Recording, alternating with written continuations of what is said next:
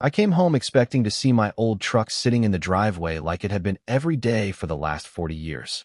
Instead, there was an empty patch of concrete and tire marks leading toward the road. My stomach dropped before I even stepped out of my car.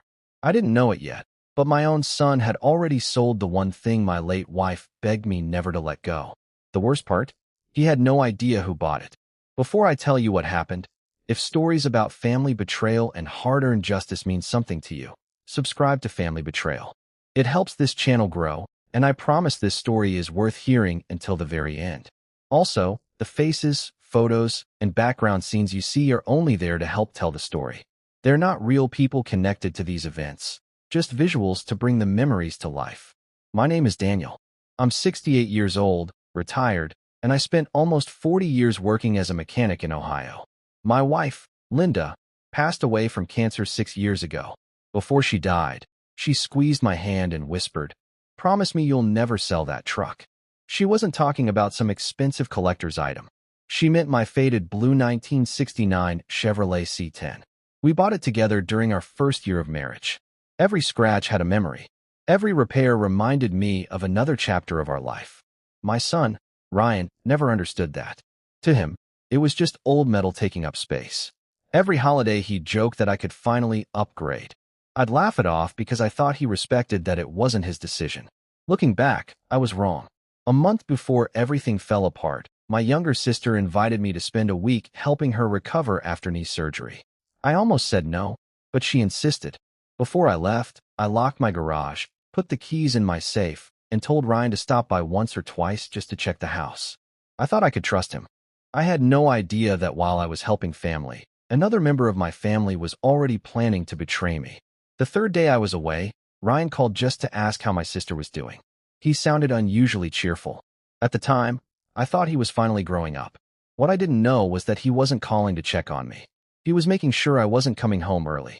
A few days later, my neighbor, Mr. Collins, tried calling me twice. I missed both calls because I was at the hospital with my sister. He left a voicemail saying, "Daniel, I saw a tow truck taking your Chevy away. Thought you should know." I didn't hear that message until I was already driving home. When I pulled into my driveway and saw the empty space, my heart sank. I stood there staring at the garage for nearly a minute before I called Ryan. "Where's my truck?"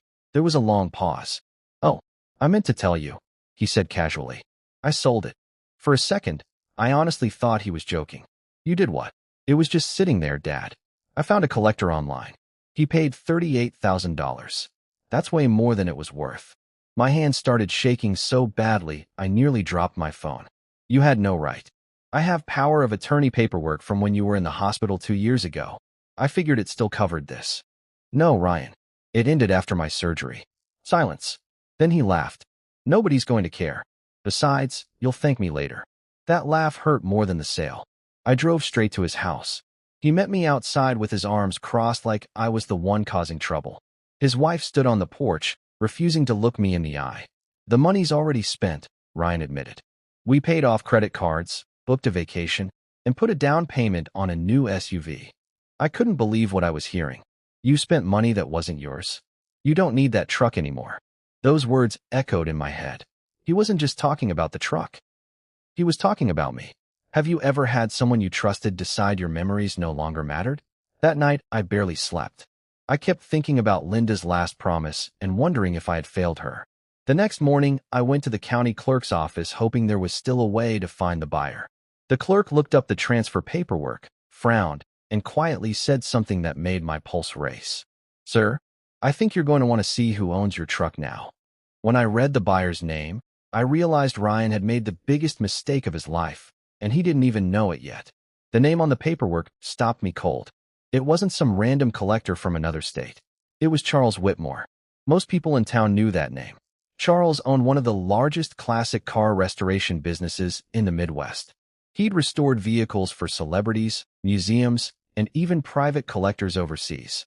But what Ryan didn't know was that Charles and I went back nearly 30 years. When his father was struggling to keep that business alive, I worked nights in his garage for almost 2 years without asking for anything extra. I taught Charles how to rebuild old Chevrolet engines, and over the years we became close friends. We hadn't talked much since I retired, but I knew exactly what kind of man he was. I drove straight to his shop. Charles looked up from an engine block, stared at me for a second, and smiled. Daniel, I was planning to surprise you after the restoration was finished. My heart sank. What restoration? He frowned. Your son said you wanted to sell the truck but didn't want to watch it leave because it reminded you of your wife. I felt like someone had punched me in the chest. He lied, Charles.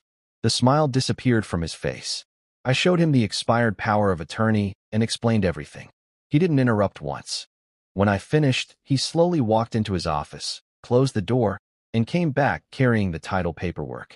I paid in good faith, he said quietly. But if this was done through fraud, I won't keep something that doesn't belong to me. I couldn't believe what I was hearing. Charles had already spent thousands transporting the truck and beginning the restoration, yet he wasn't thinking about the money. He was thinking about what was right. Then he looked me in the eyes. I think it's time your son learned actions have consequences. His attorney joined us that afternoon. They explained that because Ryan knowingly used invalid legal authority to sell property that wasn't his, the sale could become part of a fraud investigation. Charles agreed to cooperate fully and even handed over every email, text message, and payment record. The evidence was overwhelming. Ryan had signed documents claiming he had full legal authority. He didn't. A week later, Ryan called me in a panic. Dad, someone from a law office contacted me. I stayed quiet. They're saying the buyer found out everything. For the first time since this nightmare started, I didn't hear confidence in his voice. I heard fear, and I knew the smile he wore when he sold my truck had finally disappeared. But what happened next was something neither Ryan nor I ever expected. Ryan showed up at my front door 3 days later. He looked nothing like the man who had laughed at me when he admitted selling my truck.